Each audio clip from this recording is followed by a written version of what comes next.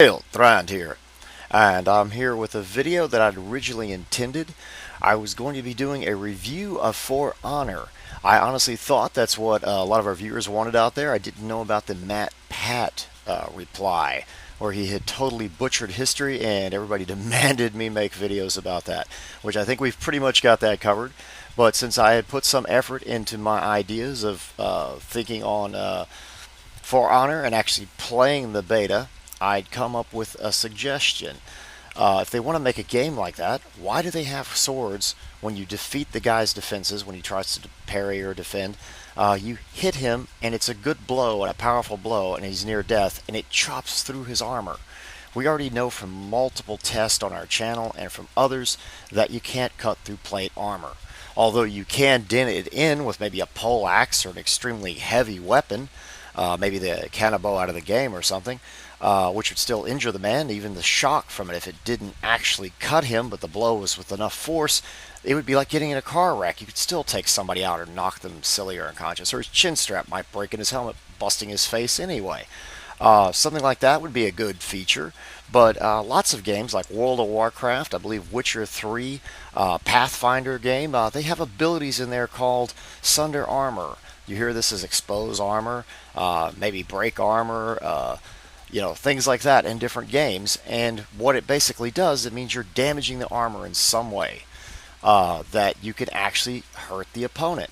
I don't understand. In games like this, they're a lot of fun. I really enjoyed playing the beta. Why don't they put something in there that is like that? Like, let's say you actually sunder the armor in respect that you cut the straps on the plate of the knight.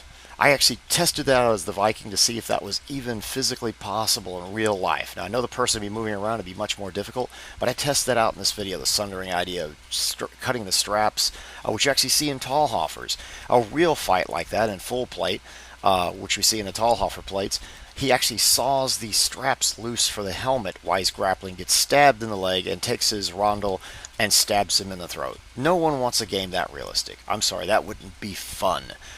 Moving around like that and just grappling for the best position and trying to stab somebody in the eye slot or up under the throat or cut a strap to get to something, that wouldn't be fun. But if they did it where you hit a certain area and you damage that armor, and after a few hits, or a hit or so, depending on the level of the armor, it allows you to hit there again and do more damage because the armor piece actually falls from the person wearing it, or the knight, or let's say you cut the samurai's cord to his armor and pieces of it fall free, so now you have an exposed spot and he knows he has to defend that area because he sees it fall free.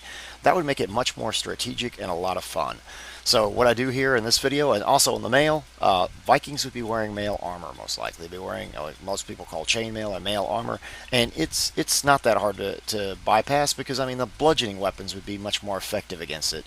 But of course he would have a shield, and I'm sure they could damage the shield in the same way. So this whole idea of hitting niches, which niche hunting is always the classic way of fighting armor, that would be part of it, but also allowing the armor to be circumvented in some way, I think would be a good effect.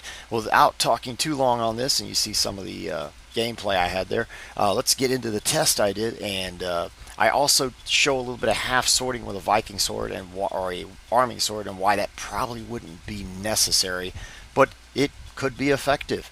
Let's go ahead and check out the test and see how they came about. See, they're tied. I took the buckles off because their buckles are way more damaging to actual swords and such, and we're going to be trying to cut these with a sword.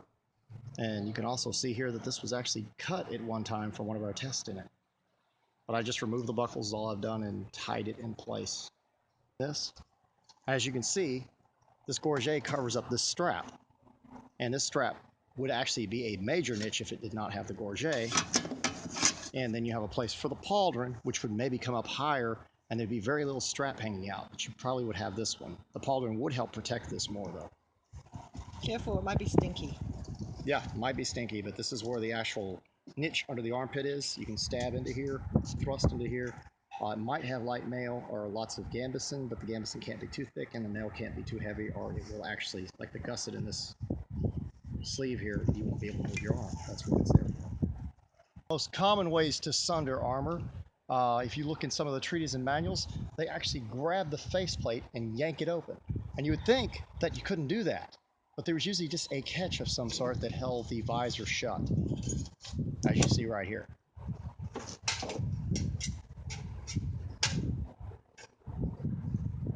much more difficult than you would expect. You can get in here that way. If you're really good with the thrust and point control, it is possible to get in the eye slot if you watch like this. On a longer blade, though, it can make it a lot more difficult. I mean, not that we need to really demo it, but it starts getting a little more difficult with a longer blade. So I believe that's why you see this in a lot of fighting, especially when you have a visor on yourself to get in here.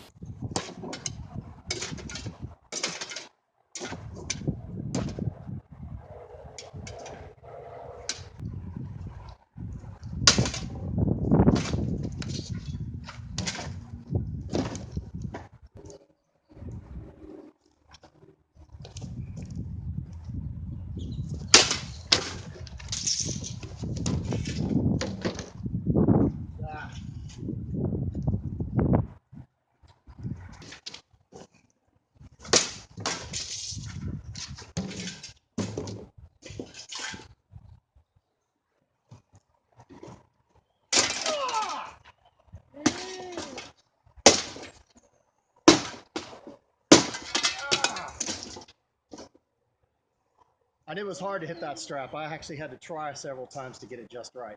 With a proper thrust cut up into it, yes, armor, the stuff to fall off the person, I think that'd be much better in a game. Because I'm going to say this. Oh! Oh! Now, like I said, sundering might work. The chance of that happening in a battle and him letting me do that, I don't think is very high. We got right into the body where the breastplate was closed, and what I did is I cut the strap. The only reason this buckle's removed is because I did not want to damage the sword blade any more than I had to. It's a pretty nice sword. Here to make sure I'm right, that no one's, teasing you or anything like that. It's a sharp blade. And you don't really get a lot of extra power from this hand. What's that for?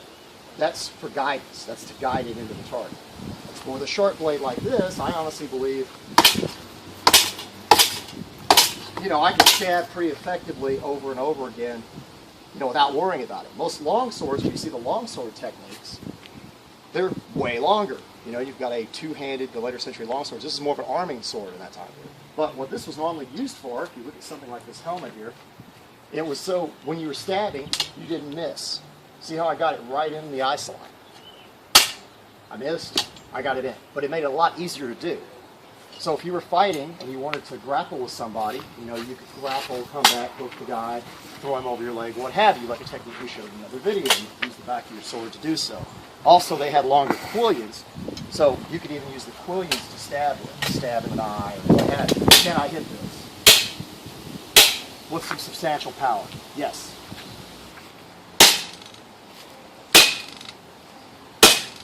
And yes, that would have the power. You don't have quite as long a sword.